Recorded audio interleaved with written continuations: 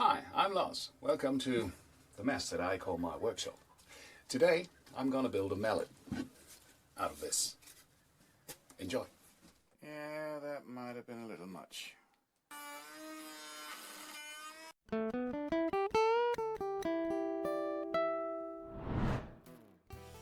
I've had building a mallet on my list for quite some time now, but just never came around to making one. By this time of the year, days are almost as short as they get, which also means that I spent more time watching YouTube videos and, well, recently my subscription list literally ran empty, due to me having watched all recent videos on that list. So I did what I always do when finding myself a little bored. I opened YouTube and scrolled through what the algo had to offer, and I came across a video by Fix It Fingers, a bloke from down under that, interestingly enough, never made it to my subs list. Link to that particular video down below. That bloke, James, challenged all those who, for whatever reason, stepped back from creating content to get restarted, to get back in the shed and make something. And well, what he said actually resonated with me, since I had started this channel for English-speaking audience with quite some ambition early in 2025, believing I could easily take content from my main channel, which is in German, and just do some voiceover, a little editing, and then bust out video after video, which did not happen. So after listening to James, I decided to take on his challenge, and what you saw up to this point was me milling up the raw scrap stock and getting it nice and flat for glue up.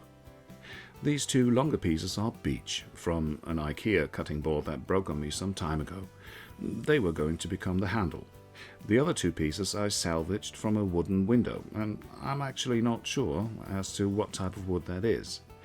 It's rather dense and heavy, has a reddish tone to it, and as you will see later, it turns pretty dark when it gets hit with oil. By the way, I did get a little ahead of myself here, since the two pieces for the mallet head needed a groove for the handle before they get to the glue up stage. So I cleaned it up and glued the beech pieces together and let the glue set.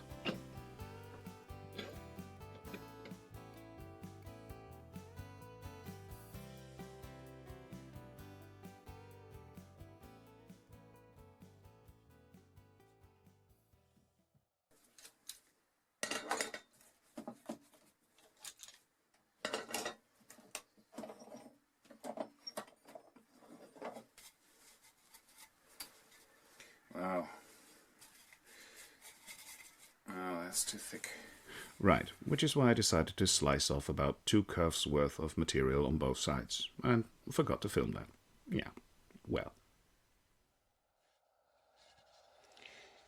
Yeah, that's much better. Right.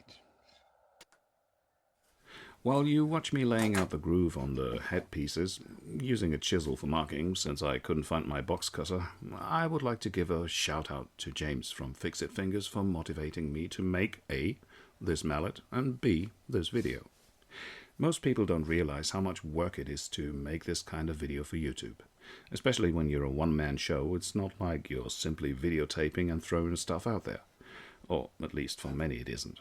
It's at least trying to find camera angles that work, setting up the equipment, and then, when it comes to editing, that's when the most time-consuming part begins.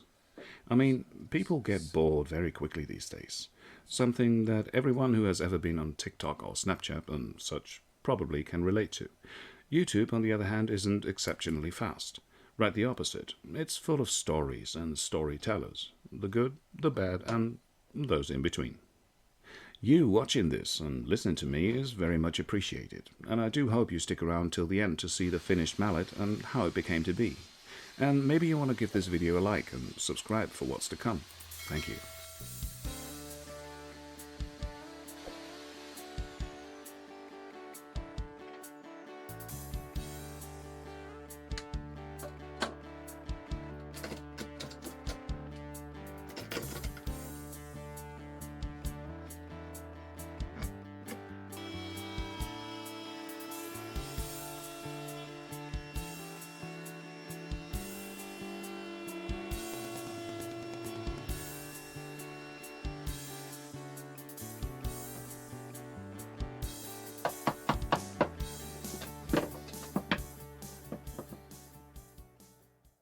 Anyway, as you might notice, the handle didn't fit in the mortise. It was way too loose, but although unintended, that was an easy fix. So I went ahead and glued up the head anyway, being cautious not to have too much glue squeeze out in the mortise, and let it set overnight. Next day, after a little cleanup, I measured how much was missing on the handle. 2 mil. On each side. Okay. And since that piece was long enough, I used it to cut 2 filler strips.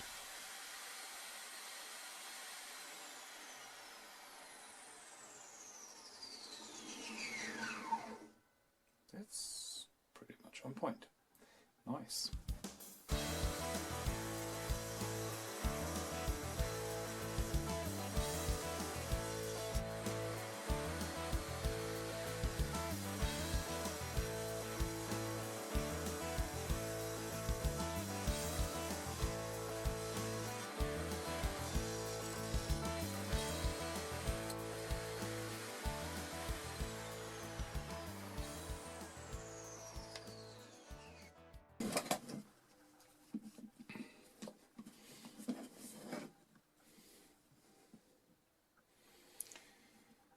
$31.8.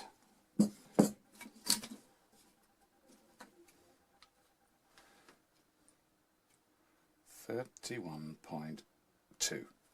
Fine. Leaves me enough room for the glue, and it's going to be wedged anyway. So.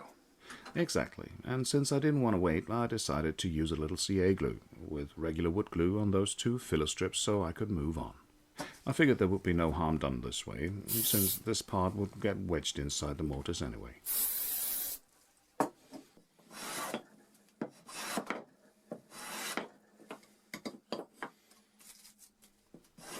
And after a little trimming by hand, I pretty much had a perfect fit.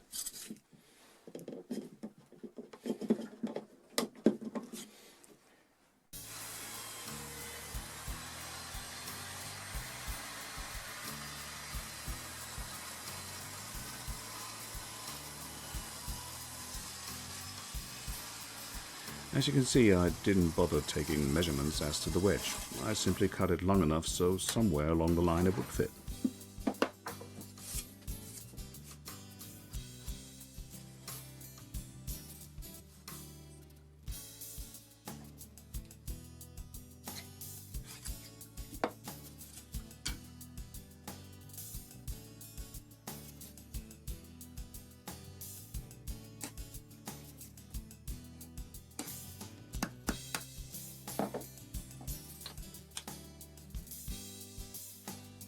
The head felt a little bulky to me, so I trimmed it down evenly on both sides, made it square.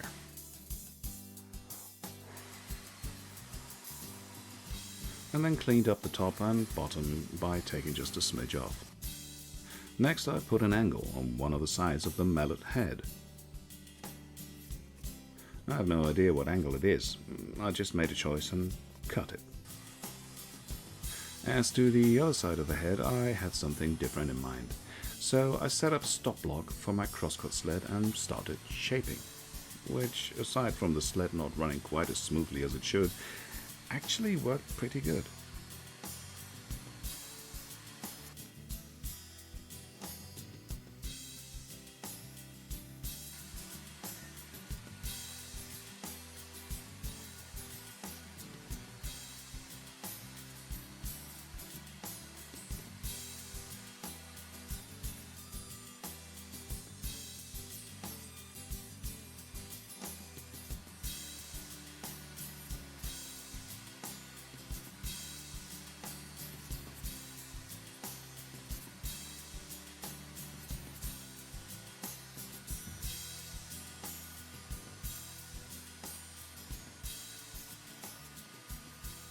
Still, that side was a little too long for my liking, so...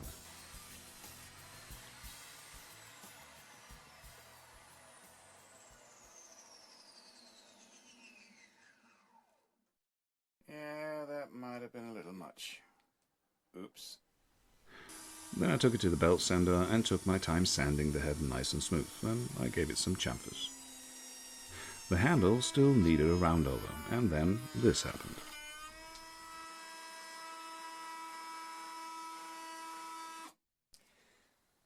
Well, that was unfortunate.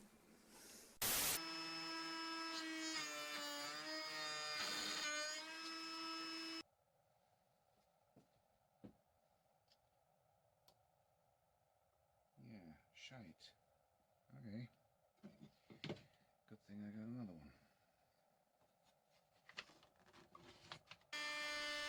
And yeah, while I was at it, I chose a 10mm round over instead of an 8mm, which didn't try to kill me.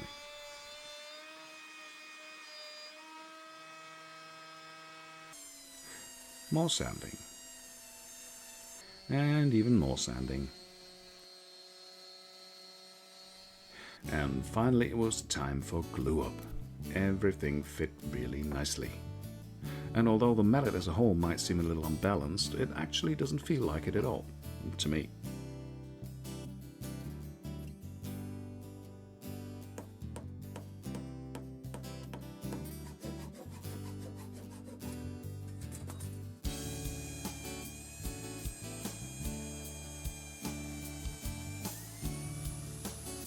Now what you very likely have been waiting for. Finishing. Let's pop the wood.